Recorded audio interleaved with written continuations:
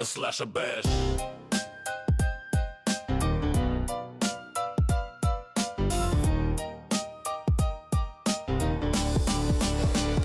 Slasher bash.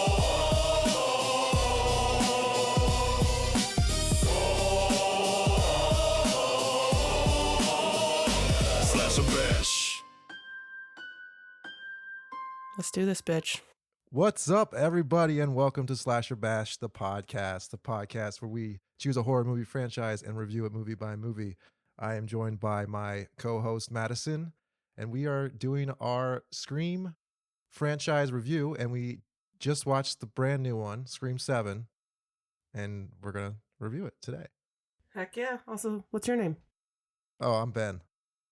At some point, I'm going to write down the exact phrasing of this intro, and I'm just going to be able to do it. But this is it. This is the big day. This is the reason why we even started this podcast. Yep. Is this movie. And we had to see it at separate times, so we have not spoken to each other for Yeah, we were very deliberate about that. 4 days to make sure that everything you're getting in this is... We don't know each other's opinions yet, although I do have a feeling we're going to have different opinions. I have no idea. But yeah, I didn't look at any reviews or nothing. I went in, I saw it yesterday. Today, it's Monday right now. We're recording because you were out of town. You had a big weekend. I Aren't you did. exhausted? You I'm had Scream, your birthday, a trip to... New Orleans. I don't know if you want me to tell you. Okay, yeah, New Orleans. Where this is funny. The place that we were hanging at all day yesterday, Cole Sprouse was just there because he's filming a movie. So he was just like weird. sitting at the table next to us the whole time. It was kind of funny. That's so bizarre. Yeah. That was your old obsession, that show.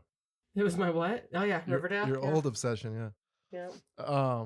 Anyways, yeah, so we watched it different. I watched it yesterday morning, and I had a lively audience for the 20 people that were there. Nice. What Ours about was you? very lively, but I mean, half of the theater was people that came for my birthday. But it was fun because my friends knew like that Stu would be in it in some capacity, however it was. And so Mhm. the one rule was when Stu Macher comes on the screen, everybody has to like whoop and shout and all that shit. And they did. I was very proud of them. I was proud of my Nice. crew. I gotta say, so we had our prediction episode last week, and we kind of hit a couple predictions spot on. Mm-hmm. That's pretty crazy. But we also have some predictions. You had a prediction that I wish had been true. I you know what, we'll get into it because I want to have sort of like a spoiler free, like just a mini like what we thought overall Okay. before we go into full spoilers. But I thought we were going there too, and I was like, oh yeah, as it was shit, going, I yeah. was like, Ben was right. And then when it was Yeah. not that, I was like, should have been I that. know. I almost wish I didn't even think of that. You know. Anyway, all right. So real quick, I want to know because you're the big fan. What did you think overall of this movie, Scream 7? I loved it. I was the killer reveal and the killer motives, some of the worst. I But- agree. We'll talk about that. Yeah. But But everything leading up to that was Yeah. so good and Yeah. so fun. And I was like so on for the ride. And like, like I can, like, this is like my, like, Scream 4 to you. This is like that to me, where it's like, there are definitely some issues, but Yeah. everything that's good about it is so good that like, this is like maybe like number 3 for me in my favorites. yeah, this is high for me too, honestly. Like Yeah? I thought it was a lot of fun as well. It's funny. It's one of those things where looking back on it, you're right. There are some things that I'm like, well, that's kind of weak, but like I don't care. It's like Scream 4. Like it was so much fun. It felt like Scream. Yeah, I had a great time at the movies. We got the best versions of the legacy characters. Dude, like, oh my God, yes. I mean, Sydney has never been better. yeah. than she is in Gail's this never movie. been better. Yeah, Maybe they in were 2, but they were amazing yeah, in maybe in this. 2. And the emotional stakes were so high. Like, Yes, it was so Yes. good. Everything I up until agree. that damn killer reveal. dude. I wish so much it was what I had predicted because like they could have done that. They totally could have. I was thinking that multiple other people were like definitely Yeah, killers, and as they started getting killed off, I was like, damn yeah, it. I know. All right. Well, I think at this point we both love it. I think we'll just go into like full spoilers from this point on. So if you want to watch the movie and then come back to this podcast, I would suggest everyone do that. But so, let's just start at the beginning. Opening scene. Yes. Okay. This was like hilarious to me that the opening kill was a chick named Madison.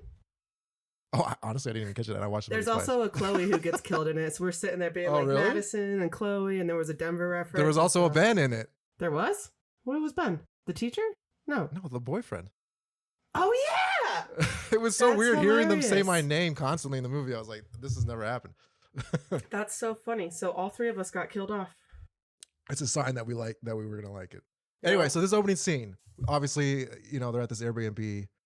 I thought it was really one super fan and Yeah. his girlfriend, right? everybody in the theater looked at my wife and was like, "Oh, it's like you and Maddie." Like she'd be like, "I would definitely be him." Yeah. Yep. What are your But, thoughts on this scene? I loved it. I thought it was fun. I thought they Yeah. could have done more of a chase. Like if you're gonna have it in the Mocker house, like take full advantage. I had hated how we were like gonna see her fall on Ghostface, like in the like that was ruined in the trailer. But like I was like, But there was that's- more. yeah. But There was like a little bit more. it ended up working for me better once I had like the full. There were things I saw in the trailers multiple times that I was like, and then the actual full cut made it so much better than I like expected. Yeah, I like the scene a lot. I mean, it was like nostalgia overload for me, and Yeah. I think that we had the benefit of like just recently watching all of these movies again. So when he's going around the house and pointing out like, oh, Amber and Richie, and the outlines on the floor, right? Like I was like, this is so cool.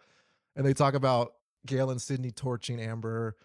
I wish we would have saw the garage. I wish they Yeah. would have parked in the garage or something. Like that would have been cool. I couldn't tell if this was the real house or not because No, it was a set.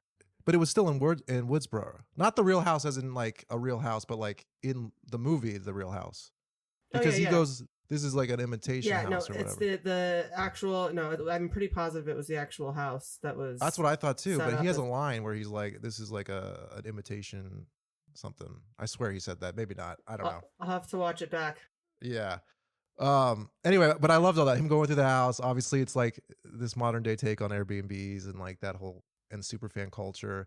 And unlike Five, which I feel like the killer was like, the filmmakers we talked about like making fun of fans that are toxic. Like this was a sort of a different take on it, I think, where it wasn't so much toxicity, but more just like what superfans are like and what they're willing to like do, right? Yeah, he was the perfect encapsulation of like a super fan. Yeah, he's like annoying, but like not like a whiny But endearing. bitch. Yeah, exactly. He's like what yeah. I feel like we are. Like if somebody besides us wanted to talk, like you and I want both talk to each other about these movies, but like when I do this to my wife and I'm just like blah blah blah blah blah blah blah blah blah. Like even in the movie, like the Yeah. room that the Ghostface mannequin is in.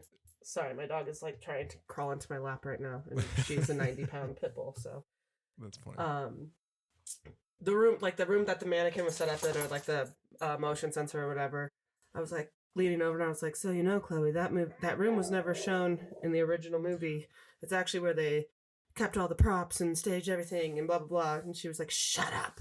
I mean, is that not in the fifth movie? It is in the fifth movie, but in the Okay, first one they kept Yeah. everything in that room, and yeah. I was confused by the layout. I thought that's where Randy was originally, but I don't even know where that room is now in terms of the layout of the house. Anyway, yeah, I think it's funny. Like I like this scene as it's as like a little short. It does feel disconnected from the movie in Yeah. a way, where it's like I don't understand why the killers, once we even get the reveal of the killers at least, why they would decide to go burn down this house and kill these two people. It just is like, Yeah, I don't know if it was Okay. like we have to make it look like Stu Macher's actually I guess back, yeah, that's a good point. but Actually, you're right. going and Yeah. burning that house down doesn't fully connect for me.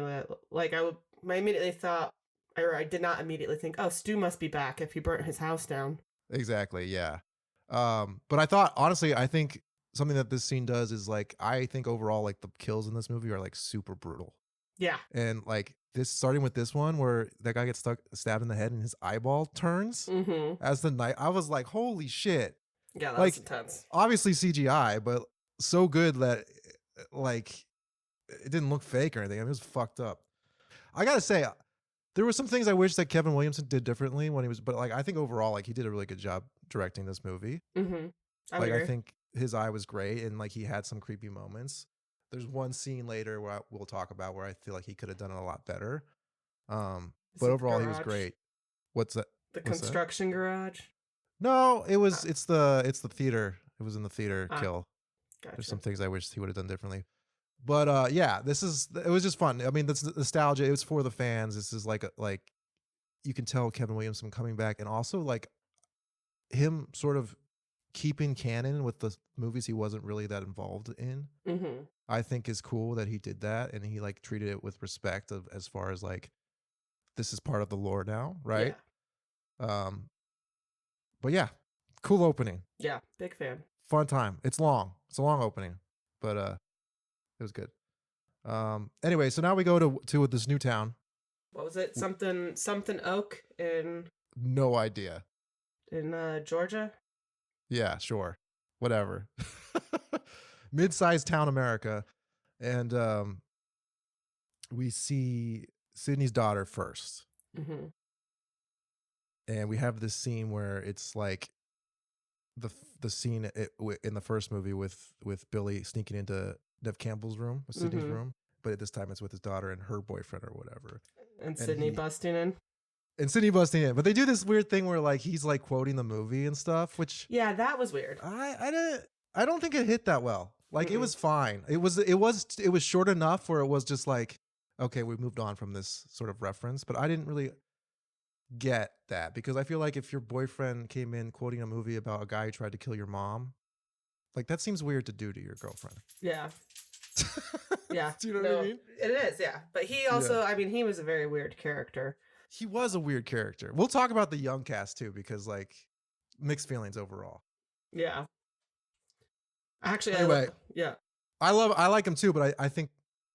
Well, let's just talk about it now. Let's just like we can talk about the young cast now. Like I think in a movie where it's obviously a movie about Sydney and Sydney's daughter, and it's like a sequel to Sydney. Now we're not trying to like reboot it in a way where it's like a new cast. The young cast gets underdeveloped, and I think that's just what happens, right? Like Yeah. I wish I cared more about some of them when they ended up dying. I than was actually actually did. really bummed out. Like, I love McKenna Grace. Haunting of Hill House is like one of my favorite shows ever. I've watched it a million times, and I think she's a great young actress. And I think it was a bummer to not get very much of her in this movie. Is she the one who dies first? Mm-hmm. In the theater. So before we get there, though, we get to see Sydney with her family. She's with Joel McHale, who, when he was cast as her husband, I was so like, blah, fuck that guy. Loved him in this movie. First of all, I love Joel McHale, but yeah, I agree. He was great. I mean, I like him, but I did not think he was right for this franchise at all. I was wrong, man. Like, I loved him in it. Yeah. I want to talk about, because we have this scene where Sydney comes in and like kicks the boyfriend out of her room or whatever. Does the reverse on the boyfriend. How's it going back Mhm. there, Ben? But I think we set up this actually really interesting mother-daughter relationship, and I wanted to hear what your thoughts on that were. I loved it, actually. Like, I think it was smart how they did it, where it wasn't like Laurie Strode seems crazy trying to teach her daughter to prepare for everything. Instead, she's trying to protect her by keeping her sheltered. But then when she realizes that has made her vulnerable, like, I just really like how they set up the relationship. And I really like how those actresses played it. And it's funny because, like, in the trailers, like, I just wasn't super impressed with the daughter. I haven't seen 1883 or whatever she's in. Yeah, this is the first time I've seen her. But she played that role of daughter trying to connect to her mom and also wanting to be a rebellious teen. Like, she just played so many facets of that character well, I thought. Yeah, I think that's the strongest thing in the movie is Their their relationship, and I love that. Clearly, they love each other, but there's this tension there of Mhm. like her daughter not really ever talking to. Obviously, like all this stuff is online and in the news and whatever and history books, but like she never really talked to her mom about it, and it's clearly weighing on her, right? Mm-hmm. And like she has that line where she's like, "Did that stuff really happen to you?" Like in the movie. Like I just love her asking that question in such a vulnerable way, and Sydney just being like, "I'm not, changing the subject. I don't want to talk about this," basically, Yeah. kind of thing. And it sets up this really interesting dynamic of tension, where that trauma is obviously interfering with her relationship with her daughter. And honestly, their relationship, the whole movie, is the best part of this movie, I think. As far as like, I would 100% agree. This is Yeah. the first Scream movie I've ever cried in. well, you have to tell me when that was.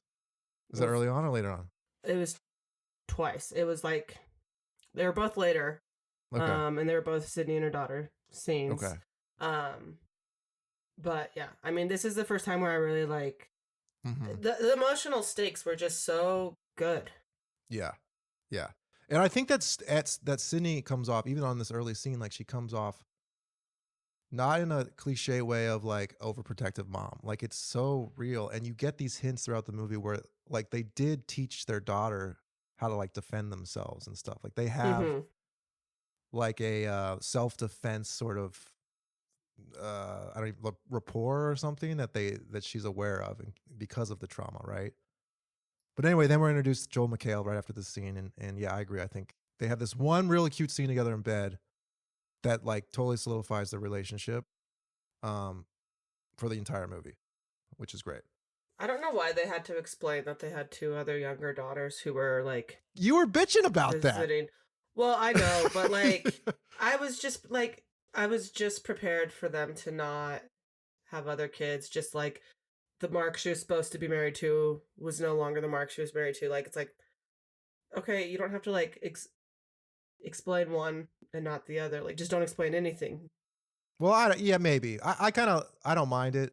I get that it sort of takes you out of the movie for a second, right? Yeah. When they did that, like, oh, my other two daughters are with my grandma or whatever. Yeah. But this way we don't have to break canon. Again, it's Kevin Williamson like being respectful to like what came after him, sort of, right? And I mean, clearly they were gonna have Patrick Dempsey be in this movie at some point, and that just didn't work out or whatever. But I don't mind that. It also, like, you couldn't have more than one kid in this movie, right? Like you had Oh, to, for like, sure. that'd be insane. I don't Yeah. know how you would write that, but I would have had him be older and be off at college or something. I oh, don't know. that would have worked too. Or just have Um, like also, or you could just have two teenage daughters. Like originally, like the rumor was like, that McKenna Grace would be her other daughter, Yeah, and that like two high school kids, like sisters, kind of teaming up. I could get behind that, but being like, oh, like you're right. The only reason I have an issue with it is because it kind of takes you out of the pacing of the movie, and it's like a weird abrupt stop for a minute to be like, okay, here's a bunch of exposition that only super fans exactly. want, and nobody else like is like could give Yeah. a shit. Exactly. Like anyone watching Scream 7 as their first movie, I don't know why you would do that, but they'd be like, what was the point of telling that they had two other kids? Yeah. You know what I mean? Yeah. Mhm. It's clearly for the fans.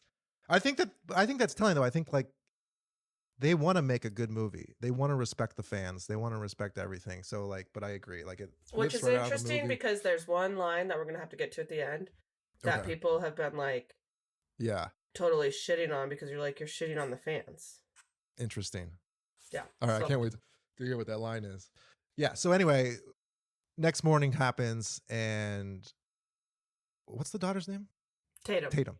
Duh. How did Tatum you? comes down. I don't know. How did you forget that?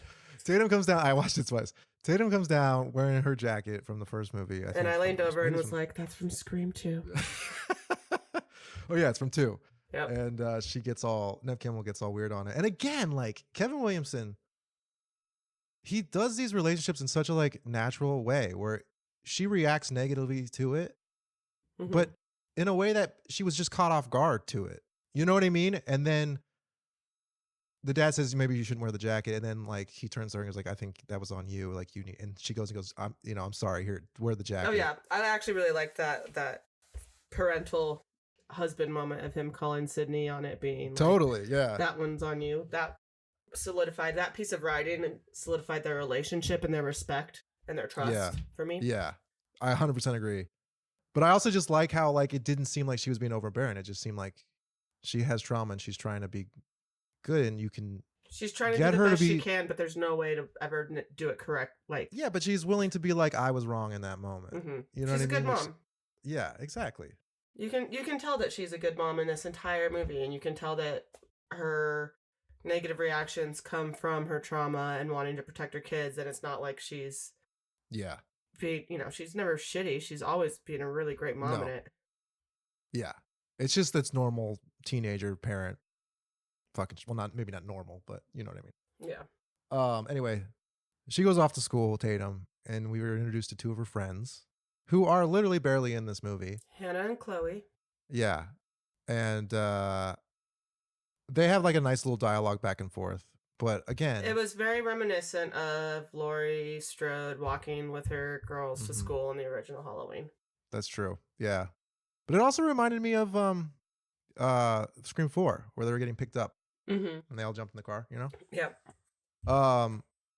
I wish we got more of these two characters. I wish I knew more about them. Obviously, they set up that the one girl's a crush on the creepy dude. Mm-hmm. Um, and they don't, and the other girl, honestly, the girl that you like, she's barely in this movie. Yeah, they and don't set anything up about her except that I No. guess she's supposed to be like. I mean, she has a couple of lines that indicate that she's like got like a mean little edge to her, like when she's like Yeah. wanting him to let her down. She's like, "That was my nice voice." Yeah. Yeah, that's true. Anyway, they go to school. Sydney's working at this coffee shop. We meet the creepy boy neighbor, right? Mhm. Did you at any point be like, okay, when we're watching this movie, at what point, like, were you starting to think like certain people were killers, or did you? Well, going into it, I think everybody was like, Anna Camp's gonna be a killer. Everybody thought. Okay. Um. Why? But what, based on the trailers? Oh, before the trailers. Just There the was, announcement of the like, casting? when they announced that it was going to be like an AI bringing Stu back, and it had been referenced. Did they announce that? Yeah. That it was And- AI? They didn't announce that it was AI, but that immediately the speculation was like, is he dead or is it AI? And you obviously know I was in the AI camp from day one. So then, like in 5, they referenced that the guy who got stabbed in the neck outside of his car was Leslie Mocker's son. Right. So they reference that the guy is Leslie Mocker. So when it was like Stu's coming back and people were trying to figure out who would be who, like immediately this like theory caught that Anna Camp was Leslie Mocker. And I just bought into that from day one. Okay. Yeah, I gotta say, like, when they have not at this moment, because like the kid's ordering coffee and he's obsessed with true crime and he's like, I saw like the Dateline of the original killings or whatever, or maybe it was New York. I think it was New York. And he was asking her questions about it, and she was like, "Stop," and the mom comes over, Anna Camp. The scene afterwards, where they're sitting on the couch together having a discussion, which for whatever reason, I don't know if I wasn't paying attention. I thought that this was like her therapist. But did you I catch the creepy guy in it who ended up being the? Yes, the guy that got the Mhm. coffee and looked at her weird. Yeah, Which that's when I started leaning into thinking, okay, I Dude, think Ben is right. me and this too. is gonna be like a I was Ghostface like, I cult, and a called lot of this shit. people. I thought the Yeah. kid. I thought that guy. Like I was like, yeah. I think everyone that they're gonna set up as a red herring is actually gonna be a killer, and there's gonna be Well, like that 5 would of be them. cool. I wasn't thinking that. I was thinking it was just gonna be random people and then we'll find out like there's a forum message board where people are like obsessed with Sydney and the Ghostface killer or something. And I really wish they did that. Me too. But anyway, so I caught that where they show this suspicious looking guy staring at her or whatever. But then we have this scene where they're sitting on the couch and they're having like a heart to heart, and I was like, at that moment I was like, Anna Camp's probably a killer. Hmm. But then I totally didn't think about that again the entire movie until the end where it's revealed that she's the killer, and I was like, oh yeah, I mean, that makes sense. But it was like that moment where it was like, it's probably like, I don't think they did a good job of hiding who the killer was. Like if you were going in without the theory that I had about like, oh, it's going to be all these random people, I don't think that you would think that I'm sorry. I would assume that you would think she was the killer. I think I wasn't, because the way it was going, it seemed like I was going to be correct with my prediction. So I just put her away. I was like, nah, they're going to do the thing that I'm talking about. And then they never did. Well, I mean, Anyway. like even reading her character descriptions when they were like casting and stuff, and it was like the neighbor, a good friend to Sydney, has a single mom with a like. Immediately, it was just like before this film was even filmed, it was like, she's gonna be the killer. Question though. Here's a question I have. This is sort of a tangent, but like, if the movie's about Sydney, why wouldn't the killer go after her friends, which would be like her older neighbor? It always goes after these kids for some fucking reason. She was Do you know mad. what I'm saying? She was mad that Sydney didn't show up in New York, so she wanted to make Right. Tatum the new final girl. That's right. It was such a confusing motive. I don't even fully understand it still. We'll It talk about it really when we get there. was, yeah. Anyway, yeah, so they have that scene. And then We get to the school play, and yeah, there's this asshole drama teacher, which I and don't- Tatum's in the dog costume getting kicked in the head. I thought was funny. I did actually, too. Yeah, our she whole was theater in that. laughed. Yeah, because they had this conversation like, I did theater, and then she's like the fucking dog. And the mascot. I'm like, oh, she has stage fright. You shouldn't even show her face in this. hmm Then they have this scene with the boyfriend and her.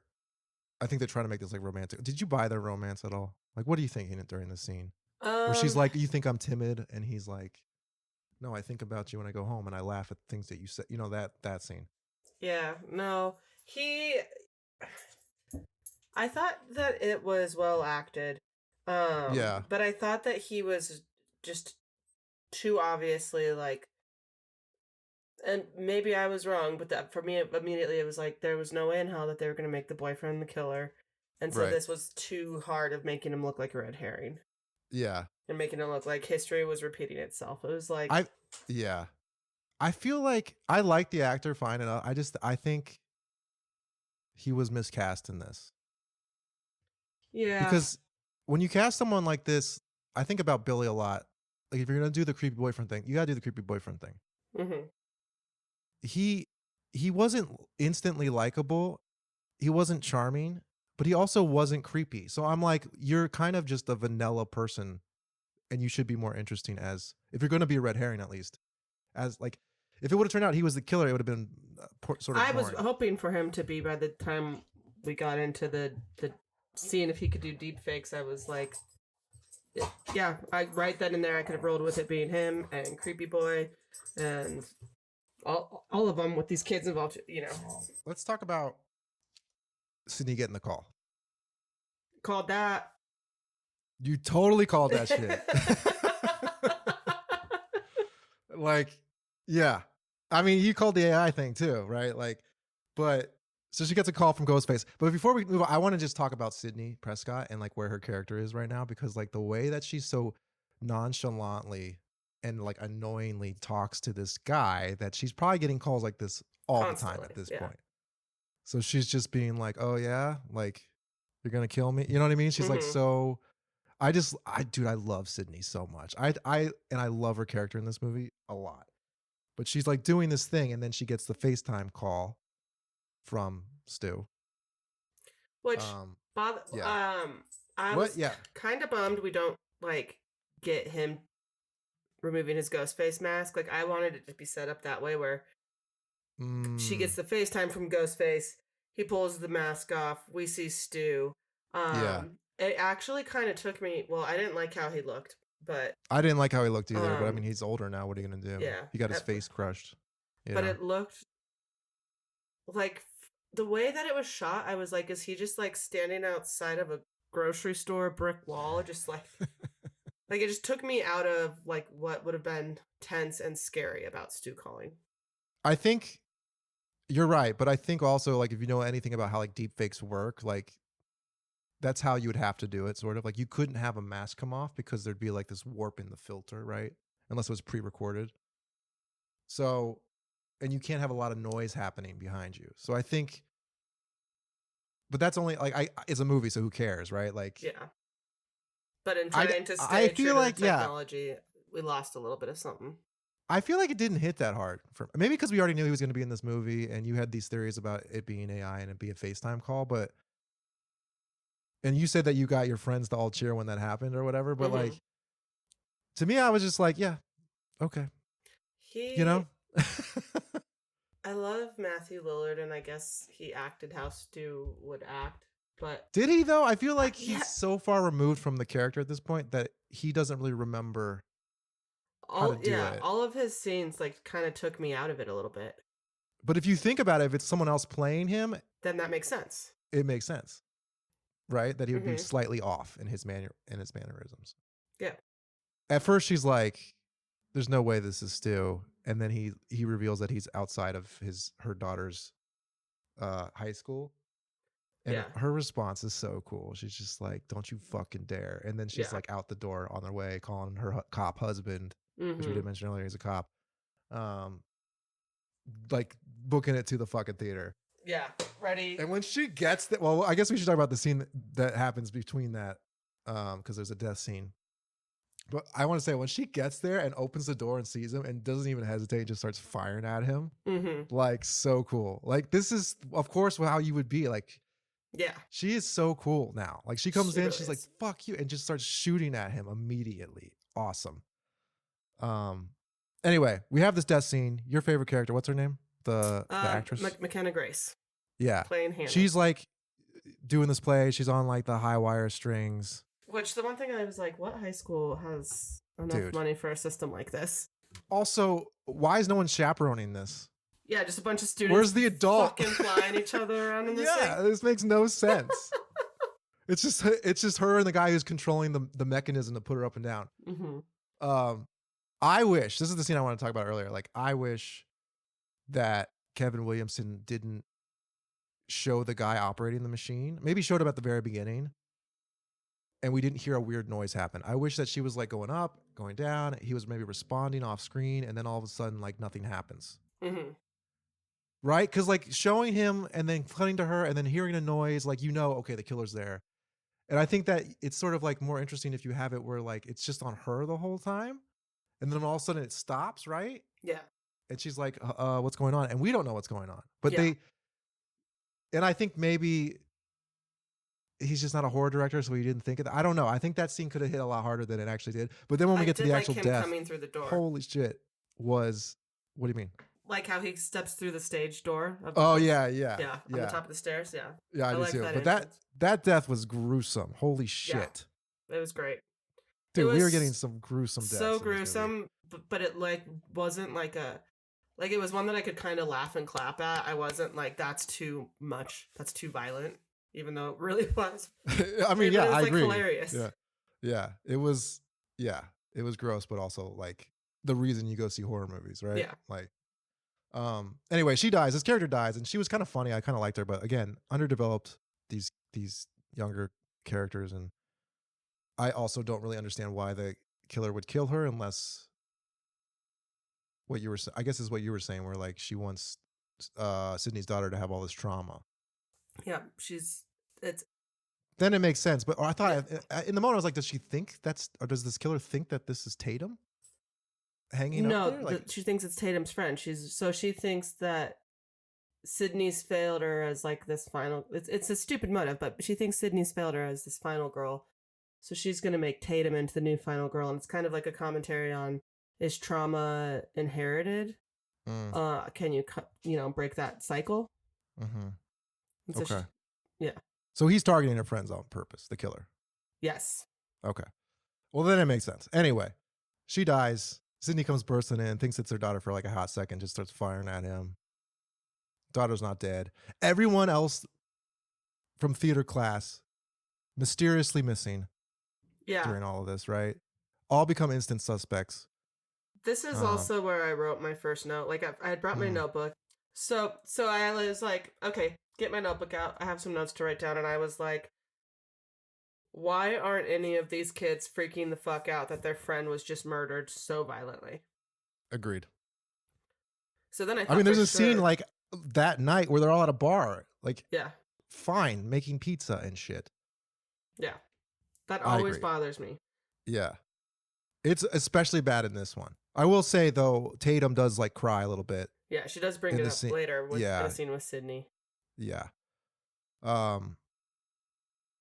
But yeah, so like the police are there, they're sort of like getting questioned, where were you? And I think they're trying to do this one thing with the one girl and the creepy kid where she's like, I wasn't there the whole time. Like that they were hooking up somewhere, but they didn't. Mm-hmm. I don't know if that got deleted. There's a deleted scene of them hooking up somewhere, like talking about that. But it felt in that moment that the reason that they were being all cagey with the questions was because the two of them were actually like having sex or something. That's yeah, something. Either something got cut in the full line or the full like. It was, yeah. It was weird. Like anyway. And when nobody else's parents are there, but his mom is there, immediately it was like, yep, she's the killer. Still the killer. Okay, so we're back at the house. The cops. This is my favorite scene of the whole movie. Go ahead. You talk then. So we're at the house. The cops are locking things down, checking the perimeter, and the Prescotts are getting ready to leave town. They've got their go bags. They've got their plan. And real quick though, They do a great job that they have the cop search the whole house, but then they don't have a cop guarding the house? Yeah. Good call. They just all left? They're like, okay, you should be good. And they all just bailed. That's a really good call. Yeah, so Anyway, we go have ahead. Ghostface dropping through the attic into the hallway. How long do you think he was up there? Had to be a while. Well, I think that the Do you think he was, like, murder at living the up there? school, the murder at the school, I would assume was a diversion to be able to get one of Do the you think killers into it's the one of house. the other killers then? That's like one's at the school and one's in the house now? Yeah. Or is it the same person? Okay. Because that would bring, if there's a thing at the school, that's going to get all the cops away from Sydney's house. They're all going to be distracted. They're all going to be at the school. This is the perfect time for a Ghostface to drop into the house. Yeah. Yeah, that makes sense. So Ghostface drops in from the attic, and then it's fucking on. The Evans family comes ready to fight.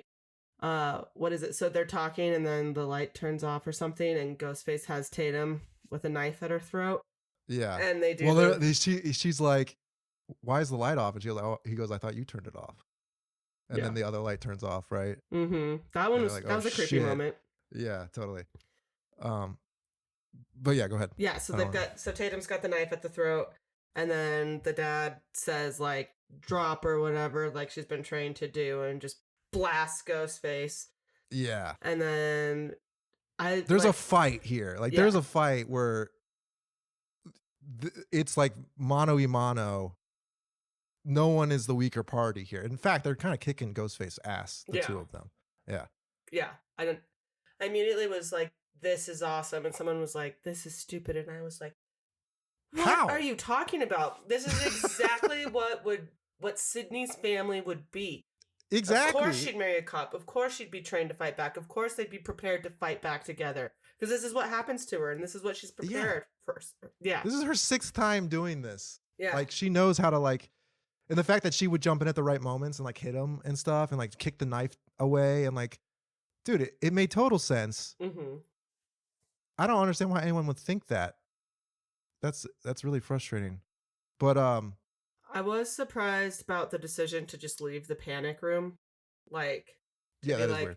we've got to go get your dad. Like, okay, like if you want to sneak through there and go get him, like leave your daughter in the panic room. But I guess you want to separate. Why the fuck aren't you staying in the panic room? Yeah. Like when she I mean, said it we leads have to a dope ass scene, but still. I mean, she says we have to get your dad. So Yeah. But I'm like, he's a cop. He knows what he's doing, and your number one job right now is to protect your kid. But I guess it's Yeah. the Evans fight together. I guess we're not leaving a man down. Well, she says to her mom, she says, please let me come with you. Like, obviously, I think there was an exchange there, and I don't remember exactly what it was, where I thought to myself, oh, okay, I like that they're not splitting up. I like that she's just saying, she sees the terror in her kid's eye and is like, yeah, okay, come with me. Even if it's not realistic, like I would leave my kid in the panic room. There's no way that he's getting in. Yeah. But then they're like crawling through the wall space. Yeah, which was an interesting. Dude, I love this scene. But I love Love the it. scene. But if it's that easy to get out of the panic room, it's that easy to get into it. Like the fucking I little know. side door that they end up coming out of. But this scene, this is one that I wish hadn't been spoiled in the trailers. I thought the knife through the wall a bunch was awesome, and I also When knew she bends the knife, when that she was like so hits smart. it, I'm like, that was awesome. But I knew she was gonna get stabbed or something in this scene because of the Yeah. way you'd previously seen in the trailer Tatum yelling "Mom," so you knew something was Oh. happening to Sydney in this one. Yeah, that sucks. I thought it was cool. I think the sequence is cool, and I didn't really know about it. But she bends the knife, right? So you think, oh, smart, Sydney. But then it then triggers him to get a weapon that can actually reach them because the Mhm. knife wasn't reaching them. You know what I mean? So he goes and gets the fireplace poker, and then you're like, fuck, and he's like stabs Sydney's shoulder. But I thought it was a tense scene. I like the scene. Like, It I was think it's tense. cool. It was good. It was one of. I mean, this whole entire sequence from like Sydney showing up at the school to them in the house. So But then we get to the climax of this scene. yeah, But anyway, they get outside and Sydney and Joel McHale's like kicking the shit out of Yeah, Ghostface and then- in front of the and then house, Sydney hits him with like the fucking 2x4 or some shit. I don't even know like what it was. their like mailbox or something. She just rips out of Yeah, the I thought it was a ground, like- mailbox too, but I didn't want to assume she like picked a mailbox out of the ground. And then a car comes and hits this and runs over. Doesn't just hit, Plows. go, runs him over both tires. And it's fucking Gale Weathers. And my theater went nuts. Yeah, mine did too. Went fucking nuts, which just goes to show how much of a fan favorite Gale is. Mm-hmm. Awesome scene, right? Like, then we get the twins. They come out, Mindy and Chad, which I think were perfectly utilized for this movie. Yeah, I had no idea how they were going to use them in this, and it was great. It was just enough. I wish there was one scene where they interacted with Sydney, because they're like friends with, or they're Randy's nephew and niece. Yeah, I think it's weird they didn't have one scene with them. Yeah, but I do think splitting them up and having them like go with the kids was Loved clever. it. Yeah. Yeah. I thought they were perfectly utilized in this movie, just enough to give you some comedic relief.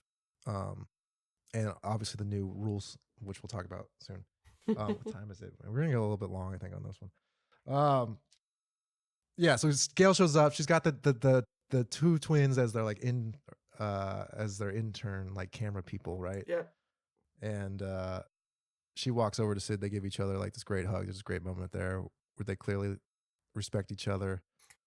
Oh, and wait. then I totally called it. Yeah, go ahead. We have to go back to one line, though, that came before this scene where Sydney and Tatum are fighting.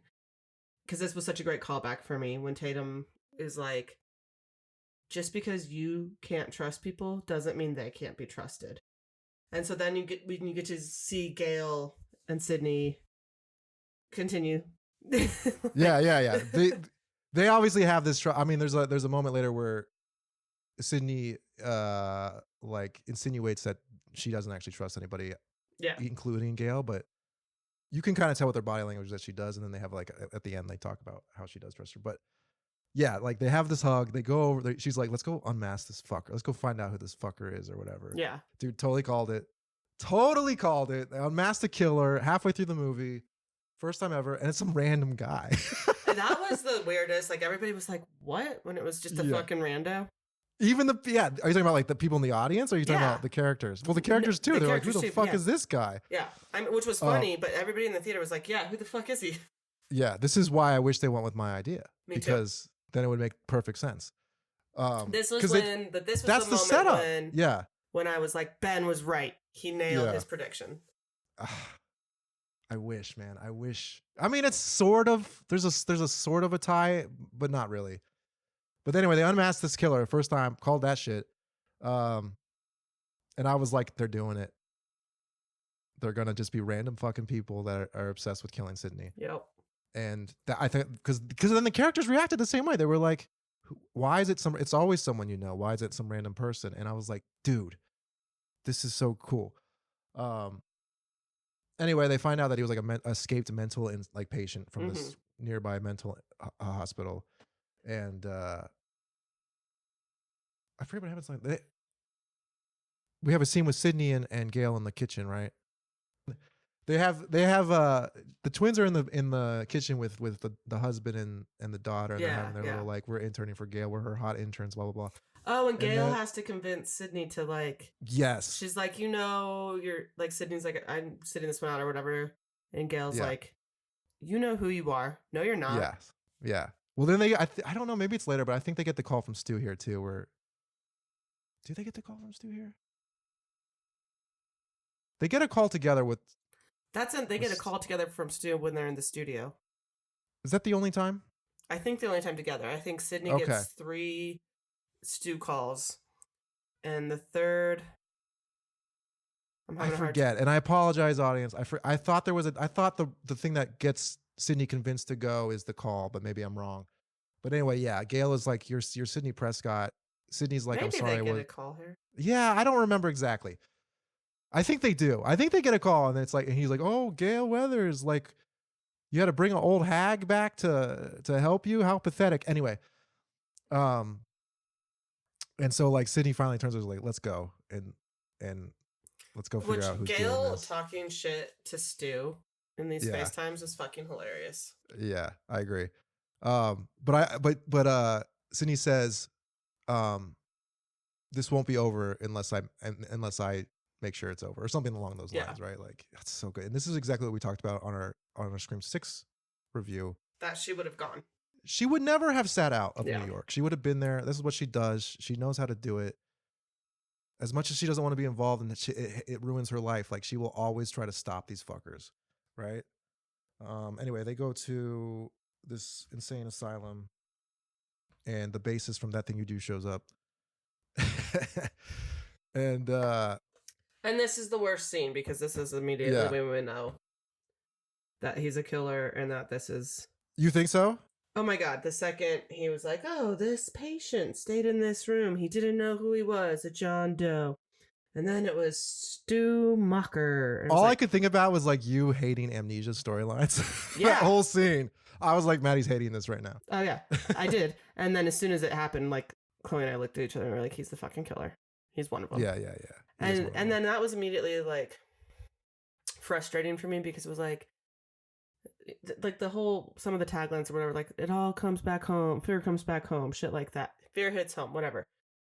This dude had nothing to do with her. Nothing. I know.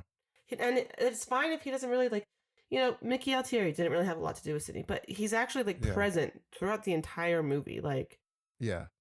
so this But one, if they had, maybe if they did this thing where it was like this online movement, then I could totally he could have buy it. been the killer, right? I didn't Absolutely. necessarily think he was a killer. Maybe I was being an idiot. Maybe I am an idiot, but like, because I was like, oh, some guy claiming to be Stu was in this room next to him. Oh like, no, I I, didn't I think- immediately thought he set her up. Okay. But- Because like they go in there like, can we see the room? And he's like, sure. I was like, that's weird. Yeah.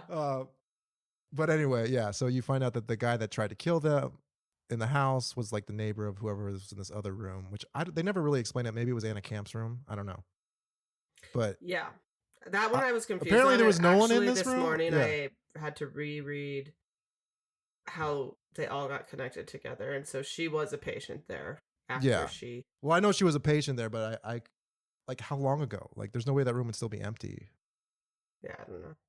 It was very weird. So I don't know. Maybe the person that was in that room was still there. That she just wasn't in the room at that moment. Hmm.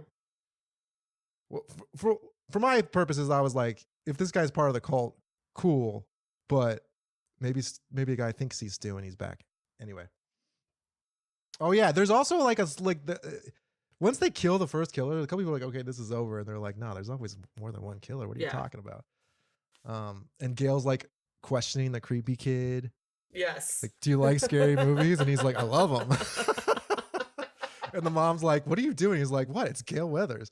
really funny. That was a good moment. So after the mental institution, they're like, how are we gonna fish this guy out? And Gail's like, I'll give you what you want. Or Sydney said. Sydney's like, I'll give you what you've always wanted. And she's like, an interview, which is awesome. And I love that. I thought it was so smart that they leaked this scene, but we didn't know that. Did it was they? Oh, but okay. we didn't know it was Sydney's idea. Okay. And like I had seen it floating around on Instagram a bunch, and like people doing videos on it, like Killjoy Jake, the YouTube guy that I follow all the time. He was like, Yeah. I think this is Gail just being up to her old antics again. And I felt like I was tired of old Gail and wanted grown Gail back. Yeah. Yeah. And so everything they did with Gail in this movie was perfect. Like, I agree. So perfect. Again, Sydney and her. Yeah. I agree. I think the legacy characters in this are fantastic. Yep. And I do like that they're trying to bait the killer to call them live on TV, and he's not calling. He's like, well, I can ask you questions. And she's like actually grilling her. Yeah. She's she like, I've been tells waiting her for 30 years to do beforehand. this. Yeah, she's like, were you going to play Yeah. nice? And she's like, absolutely fucking not. Yeah. Which I loved. So I kind of wish they actually did the interview, because they actually end up not doing it, right? It Mhm. ends up like she gets up mad and she walks away or whatever. Yeah. And then there's this great moment where Sydney is like, what if I asked you about Dewey live on TV? And she says something, but then she goes into her bag and she like takes some pills. Like you could tell like she's like fucking Yeah. destroyed by all of this. And Yeah. Sydney's like sees that and is like, But see, I There's didn't some take sympathy it that there. way. There, I was like, when she turned around and was taking something, I was like, I had a weird thought in this moment where I was like, okay, so, like I was like, this could be an act, because like for a minute I was like, am I questioning if Gail really was? Because I'm trying to like this whole movie, I was like, it has to connect back to the original, and it yeah, fucking didn't, which is Yeah. stupid. But so I was like, okay, she kind of turns her back. So we see her take a pill out, and then we see her take this pill, but like we don't actually see her take it. Her back's to us now. So I was like, this could be a fake. Like this could be like, Like she's the killer. yeah. That's what I Okay. thought for a minute. I was like wondering if this was like a setup for us to think like, oh, Gail's like pill popping and out of it, and really she's manipulating people. Maybe. I mean, I did have like I obviously I think that would be fucking terrible, but I took it as Sydney's recognizing that this is hard. Like she's not emotionless. Like this is hard for her too, but there's a drive in her that she's trying to help. She's trying to help her own self. Like she's Mhm. trying to help other people. And it's taking a toll. It's taking a toll. She talks about her nerve damage earlier in the movie, where Yeah. she's shaking when she's drinking some coffee, and she's like, "What's wrong with you?" She's like, "Oh, nerve damage from when I was attacked." Yeah. So that's how I took it, and I see Nev Campbell because this is right after she says something along the lines about how I don't trust anybody, like Yeah. including Gail, Yeah. right? And now she's seeing Gail, who when she's like, well, what if I asked you about Dewey? And her line is something along the lines of, then I just continue to tell myself every 5 minutes that Like I everything, do every day. yeah, that Yeah. everything's okay because that's all I can fucking do, or like something like that, which is clearly Yeah. like, I'm miserable living in this and I have to fight it every Yeah. second, which I loved. Yeah, the two of them are just cursed with this. Always going to be in their lives no matter what. Yeah, and it's realizing that like, you know, we always see Sydney as the final girl, but Gail's been right there with her from. Totally. Gail's actually gone through more Which- attacks. What bums me out about the rest of this movie is like this is her last scene, really. Yeah, Like she's not in any of the taking out of Ghostface, which I understand the decision to do that, but it bummed me the fuck out yeah, because because I I was wanted like, more Gail. I was like, okay, so Sydney takes off running, so Gail can obviously get in a car and fucking catch her. But where'd she go? What'd she do for the rest of the movie? Exactly. What took her so long to get there? Yeah, Yeah, I was bummed by that. I was expecting her to show up at some point at the house and save them all or like do something, right? But she just doesn't. She's just out for the count after this moment. yeah, Which, whatever. Again, I think this movie, Kevin Williamson was like, this movie's about Sydney and her daughter. And that's the focal point. And anything that distracts from that is not going to be in this movie. And so in that regards, I understand why they Yeah. kept her out, but it still bummed me out a little bit. So all this is going on. All the kids are hanging out at the bar, another kids' bar. At least there's the explanation that her dad owns the place, because kids' bars drive me nuts. And Well, it's like a pizza joint, though. Yeah. Right? Like, yeah, but it's just funny because it was like they're all like sitting around the bar and whatever. And but yeah, being a pizza joint was fine. Also, I was laughing at how she was like burning the shit out of the pizzas. Did you catch Yeah. that? That made me laugh. Yeah. So Ghostface, They're with the twins, too, right? Like Yeah, the them- twins are it's there all the with kids. them. Yeah. rounding out the suspects. Yeah. They have the new rules or whatever, which I thought worked. Well, what were the new rules exactly? I felt like they kept commenting on the new rules, but didn't actually say them. They just called out how many times Mindy had been wrong with the old rules. Basically, yeah. I mean, they did a scene about it's a franchise, like it's going to be connected to the beginning or burning. I forget exactly what the rules were, but the funny banter of Chad being like, "We said we weren't going to do this fucking shit again. Yeah, Like it's tired. We're above this or whatever." Yes, And I then she appreciated just like it so much. goes into it. Yeah, I thought it was because it was just enough for me to be like, "That's funny." mm-hmm. It's not like a whole scene. Like it doesn't feel contrived. Yeah. But they go over basically like, this is why you're suspicious. This is why you're suspicious, like creepy kid. And then creepy kid's like, I'm not creepy. Like that's annoying. Yeah. Then he has that moment with that girl. What is that girl from? I've seen that girl before, I have no idea. and it was driving me crazy. Also, I love Minnie's like anime outfit that she has on, where it's like a schoolgirl thing. I did not even notice that. I was just really Holy- digging her hair. Yeah, well, yeah, that added Mindy to looked it. hot in this one, man. Totally. So yeah, they're all at this place. Suddenly, well, first of all, Sydney and her boyfriend, they go off to the car for some reason. I don't remember exactly why they get separated, but all of a sudden it's just like, she sees her interview with her mom, and she's like, "I've got Oh, to get that's to my right. mom." Mhm. And so he's like, "Yeah, we'll take you or whatever." And she goes to get in the car and sees on his laptop that he's been like trying to do deep deep fakes. fakes as Stu Mocker. And Yeah. at this moment, I was like, "Yeah, all right, I'm in. Let him be one of Really? the mini Ghostface." I was down and ready for it. Yeah, I didn't think it was him at all. I was like, this is too obvious. Like she comes in and he just has his laptop open to that frame, and it's still like, I was like, there's no way. This is a clear misdirect. But I do like that she immediately like fucking knocked him out and got out of the car. Smashed his head with the computer and booked it. Yeah. So then we have another family against Ghostface scene, but this time, see, all these things though, like I wish they hadn't been spoiled in the damn trailers. That's why you don't watch trailers. You don't watch trailers. When they what are make you Scream talking 8, about I am exactly? not how we got to watch the whole shoot him through the door thing. Well, wait till we get there. Okay. We're skipping first all there's the like a deaths. chase through town, which was Well, there's a bunch of deaths at the bar. yes.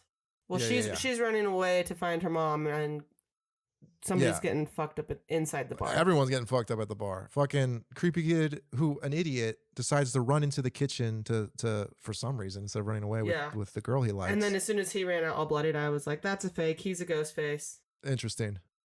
That actually, maybe that was on purpose. Maybe that was intentional to throw us off. Like it was like him getting stabbed, like they did in the first movie.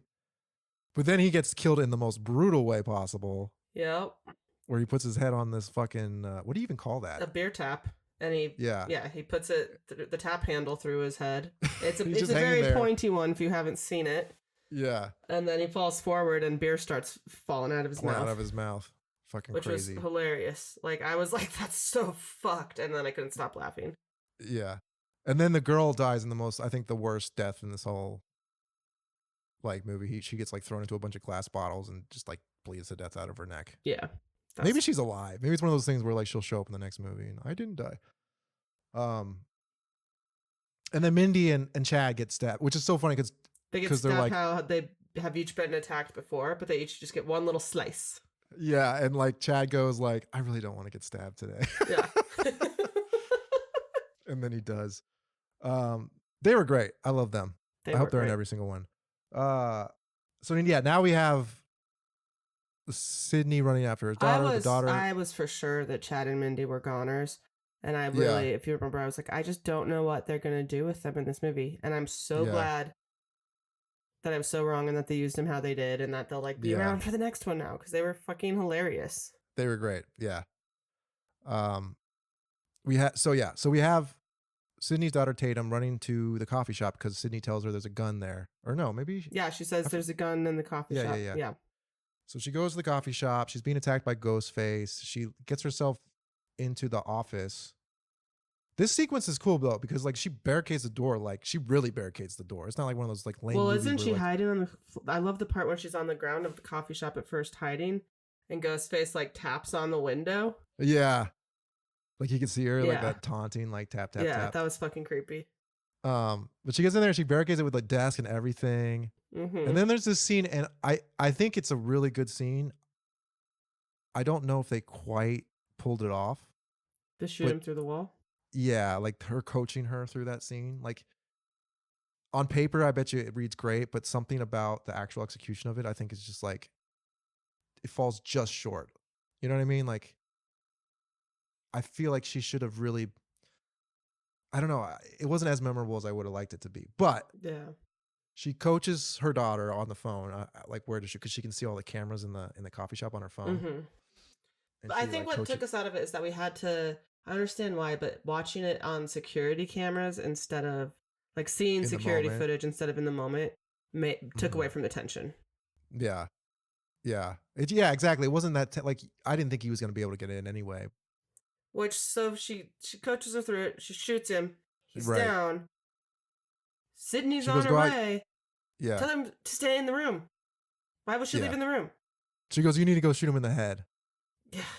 And it's just like, she just used a gun for the first time. I don't even know how her arm isn't like in pain right now. Yeah, so she goes to like shoot him in the head and he gets up, attacks her. I think Sydney gets there or something. I don't. No, she gets her. She kidnaps.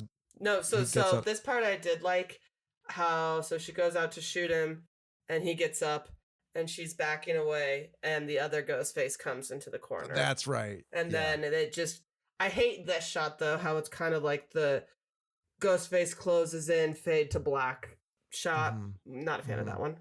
Yeah, agreed. So now we're at the end. Oh, we skipped over, but the boyfriend dies too. Ben dies. He gets stabbed while she's running away. Oh my God, he gets stabbed a lot of times. Yeah. I will say in this movie, the killer, like, you know, in all these movies, the killer is clumsy. He's inexperienced. He's falling over. He's getting pushed over. He's tripping. Like he's Mhm. stabbing them. This is the first time ever that I think the killers have been like more of a Michael Myers, where they didn't see. Obviously, they have that fist fight, but even in that fist fight, he's not just like he's fighting. Like he seems more powerful in this one than he ever has. Ghostface. Yeah. And I don't know how I feel about that. I think it works in this movie in this context, but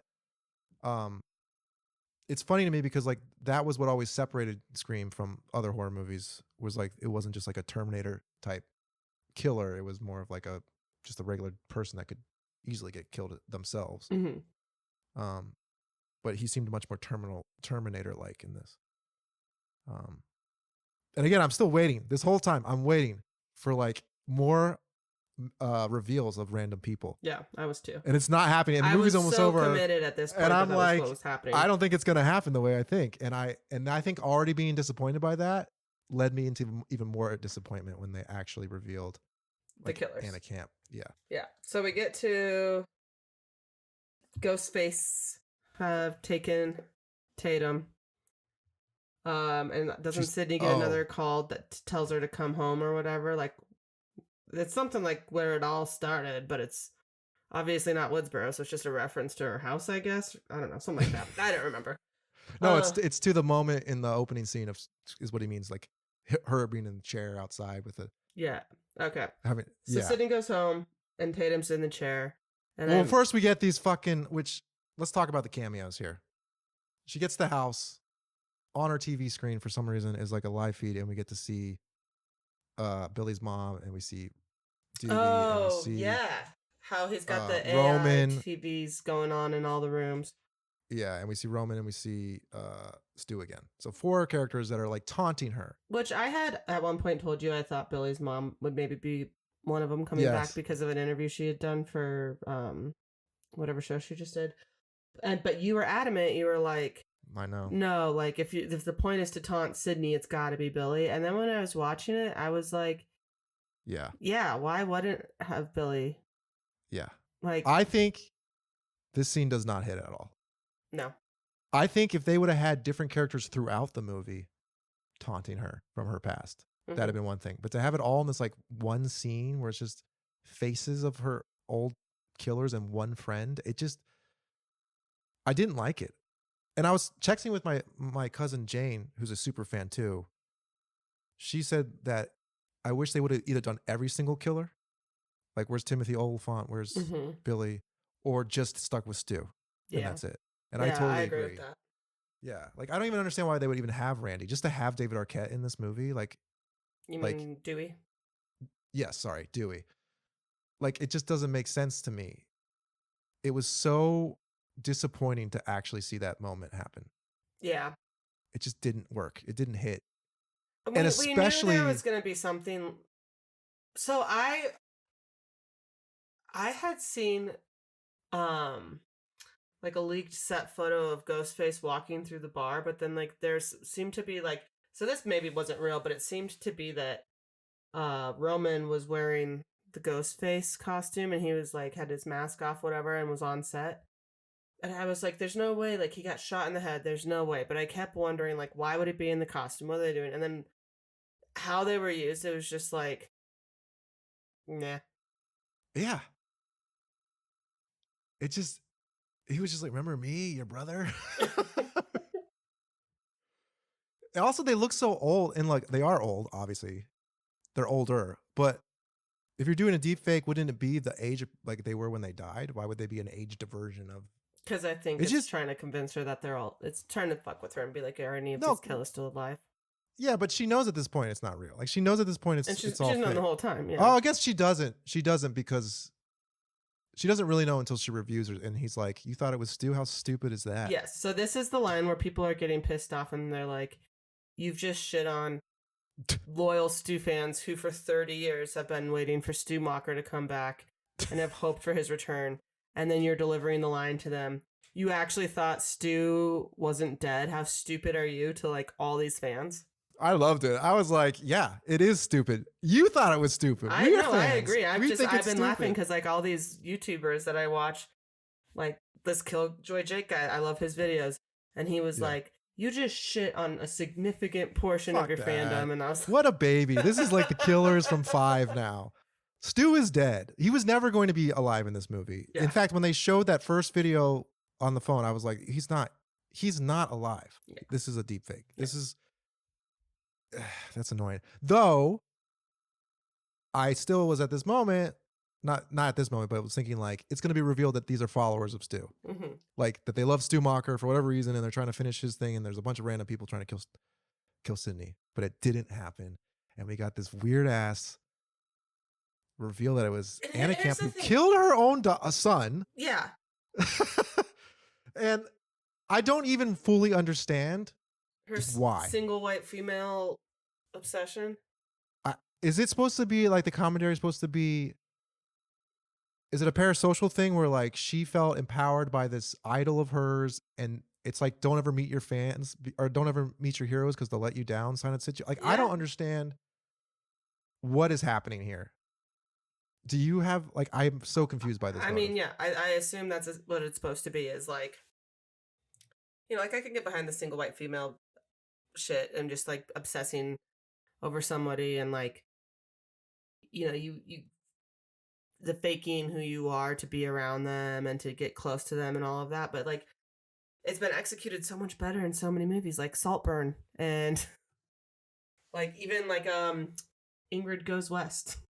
Yeah. Like those were more believable stalker I just- situations.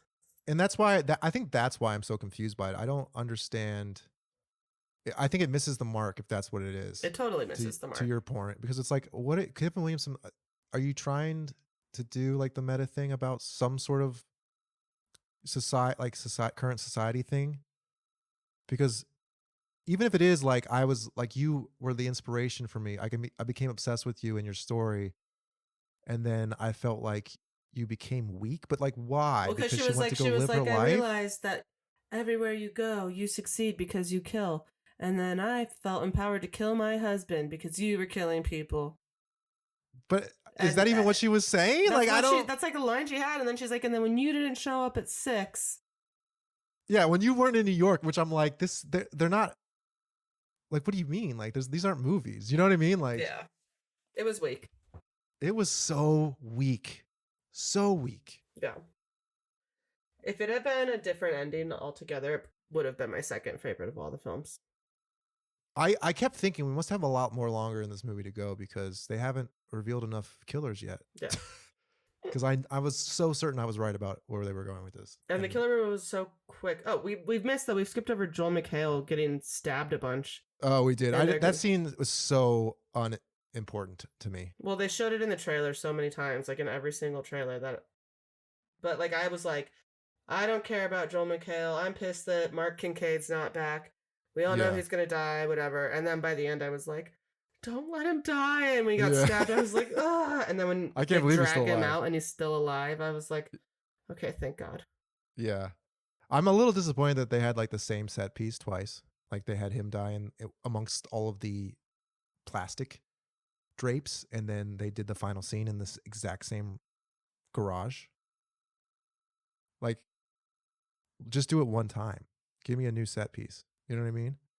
Yeah, Why do the same set piece twice in one movie? yeah, that's a It good bothered point. me.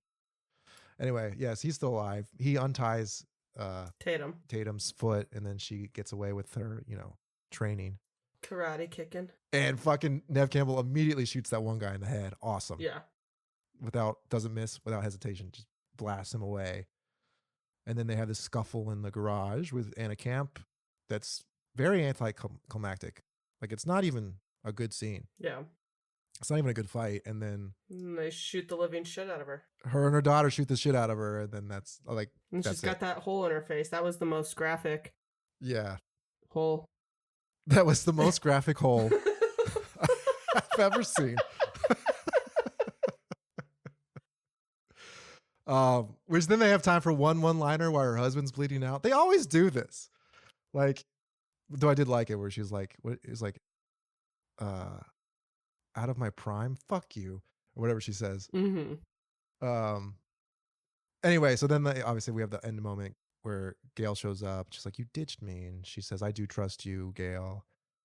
And then she has the scene with her daughter where she tells her daughter why she named her Tatum, which I don't understand why there was confusion around that to begin with. What a weird Well, I do. resolution to that tension. I do because like it's like you don't want to do a bad omen thing. Like if my son had been a girl, we had agreed that I was allowed to name him Naya after Naya Rivera because I like worshipped her.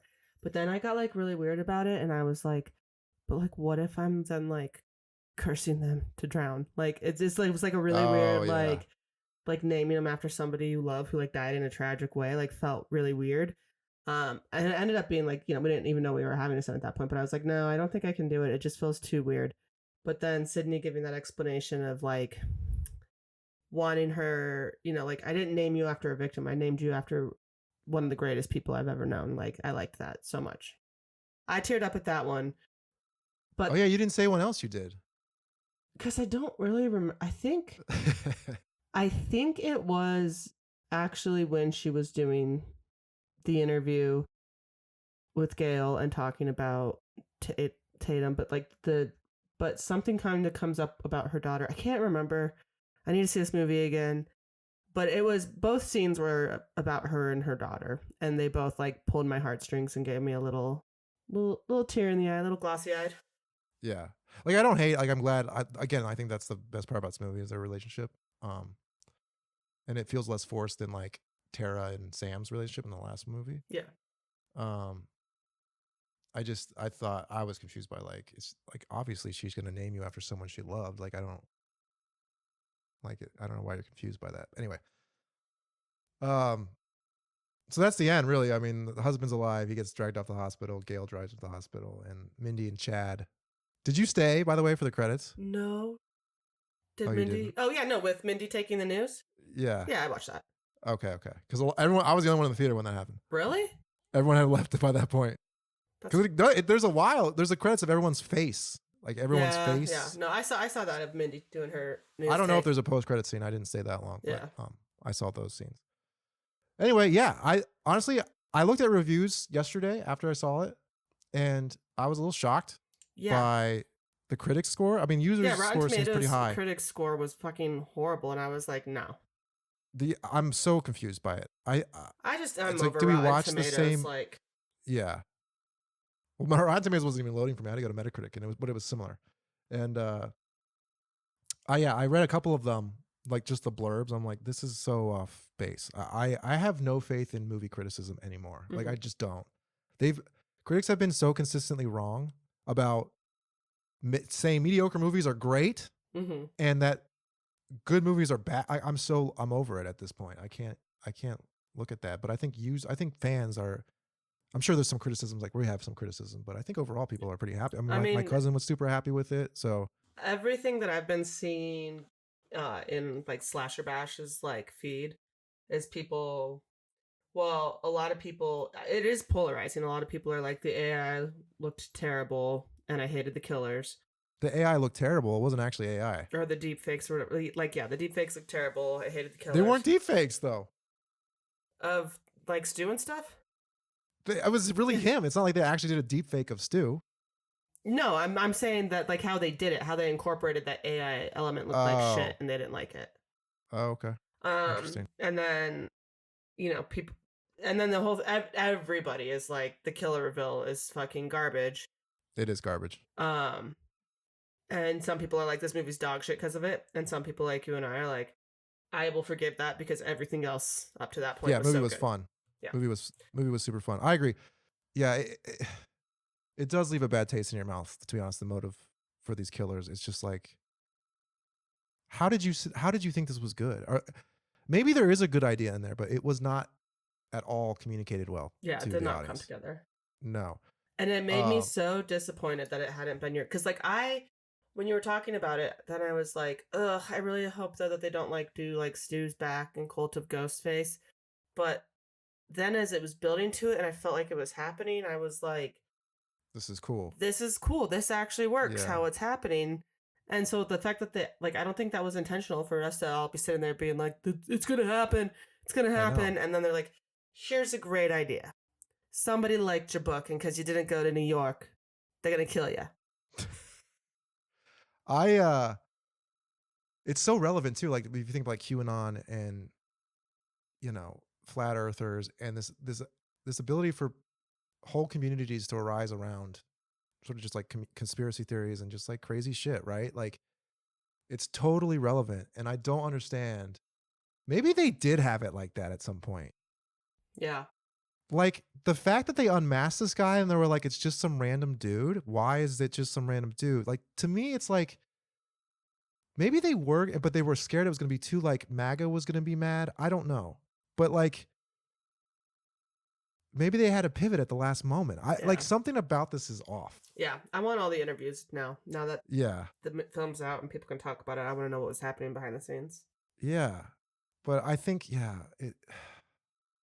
it really sucks that that's what it was. Yeah, I mean, so And again, so ranking yeah. our killers, I think we can both agree. Well, you hate the Bailey's kids, but you can drop these two right at the very bottom for me. Yeah, I might put. Yeah, I think I'm the same way. All three of them. I keep forgetting that there's three of them because there's only the two killer reveal, but yeah, put them all at the bottom. They're like tied with the Baileys for me. Yeah. So I mean, at least the Baileys have a connection to the characters. true. You know, like this was just Anyway, I wonder if it was like the studio intervening with the creatives. I mean, we're That just like ruined a lot of totally movies. speculating now, but maybe. I just have a hard time believing That this was the best thing they could come up with. because after she shoots the second killer or whatever Mm-hmm. through the wall, I was like, oh, they're gonna amass this. It's gonna be some random person again. Mhm. Like, here we go. I was like, here we go. Yeah. This is what it's gonna be, like random people. And then he gets up, and I was like, oh, like there's not enough time in this movie now to have this be the plot. Yeah. Um, Okay, so we know we're dropping these killers at the bottom. they suck. Where are you ranking They this one in suck. your lineup? So I have obviously 1 and then 2 and then 4. I think this might, and I think this is tied with 4. Can I do a tie? Sure. I think this is tied with 4. I think where it fails, 4 did better. And then where 4 fails, this did better. Can you imagine the reveal of 4 as the reveal of this one? Like if you got the best parts of each together in one movie, Yeah. that would have been the best, like as close to as you could get to a good Scream movie, or Yeah. of the original ever. I think this is a fun Scream movie. Like I'm ranking it fairly high. Yeah, Like that's fairly, it's in third place for me. I got 1, 2, yeah. this one, and then Yeah. my remaining ranking, which I believe was like 3, 5, 6, 4. 4 for some reason, some crazy Which reason. everybody, I'm getting a lot of online conversation about like how stupid I am for. You're not stupid. Whoever's saying that, ignore them. All right. People aren't calling me stupid. There are very passionate defenders of 4. 4 is, yeah. I mean, I get it. I think 4 I would have loved if the killer reveal hadn't been spoiled for me. Yeah. By myself. I think here's the thing. We talk about this all the time. Like all the Scream movies have something good in them. Mm-hmm. All of them. We're ranking them, but just because something's in like 6th or 7th place doesn't mean like it's a 2 out of 10. The whole point of doing this podcast was because we love every film in this Exactly. franchise. And here's one more example of why we love Scream films, with bringing some of the strongest players of why we love Scream films in terms of like the fun, the comedy, balancing horror with laughter, and like it just nailed it so well. Yeah, I think this one we were talking about earlier, like the legacy characters are written so well. These, especially Sydney, is at a place now where I could watch her in a TV series. Like her character to me is so simultaneously strong and traumatized. You know what I mean? Like she's such a real person, and I think that's so real. That's so rare to have in a slasher movie. Like for all the criticism that this movie is apparently getting, like you're not thinking of like the slasher movie genre. Like this is still leagues above most as terms of character, in terms of humor, in terms of fun, like all this stuff. So like for you to sit here and be like, this sucks, like then other slasher movies are straight up garbage to you. Do you know what I'm saying? I am curious to see if like the momentum will continue to roll with this movie. You know, it's the top of the franchise. It you know, already made back and doubled what it cost to make the movie. What is it like Did it? 97 million opening weekend? No way, really? Yeah. I didn't even look at the box office. And That's it was amazing. a $45 million budget. That's awesome. So I want to see if the momentum keeps going and it just like keeps blowing things through the water. I mean, it's already in its opening weekend made more Wow. than the entire Scream 3 run. That's awesome. Yeah. I will say, filmmakers of Scream, do not listen to the fans. Go into a hole and just make something you think is good. Even if we get these shitty, like, you know what I mean? Yeah. I don't want them to hear all this feedback and then like, because I was thinking during this movie, I was literally thinking like, as much as I want more of Sydney, like, how many killers are there gonna be? Like, Yeah. like how many times in your lifetime would Ghostface come after you? This makes no sense at this point. But I still want more Sydney. I want this version of Sydney Prescott. I guess Sydney Evans now. Yep. I want to see more of her. She's so awesome. Yeah. Or her daughter. I thought the girl who played her daughter was great too. Yeah. I really Isabella May, is that her name? I thought she Yeah. was great. She was great. Yeah. Anyway. Yeah. Well, I guess that's it. I don't know. So are you like, how are you feeling now? I'm gonna go see it again. Okay. Like Alright. this week. Yeah. Cool. It was a good birthday present. Oh, though. it was great. It had so much Yeah. fun. Okay, cool. Cool. All right. Well, I guess next week, should we announce it now? We're doing our March Madness Yep. bracket, where we're gonna put a bunch of killers on a March Madness bracket and decide who moves on. Yep. We're gonna And have each- you guys all vote on it. We're not gonna look at the results of your voting until we actually report back, like until we do our recording, and we'll share how we feel, and then Yep. see how the Instagrammers felt. Yeah, it should be fun. Cool. All right. Well, thanks everyone for listening, and we'll catch you next time. Hell yeah! It was a scream, baby.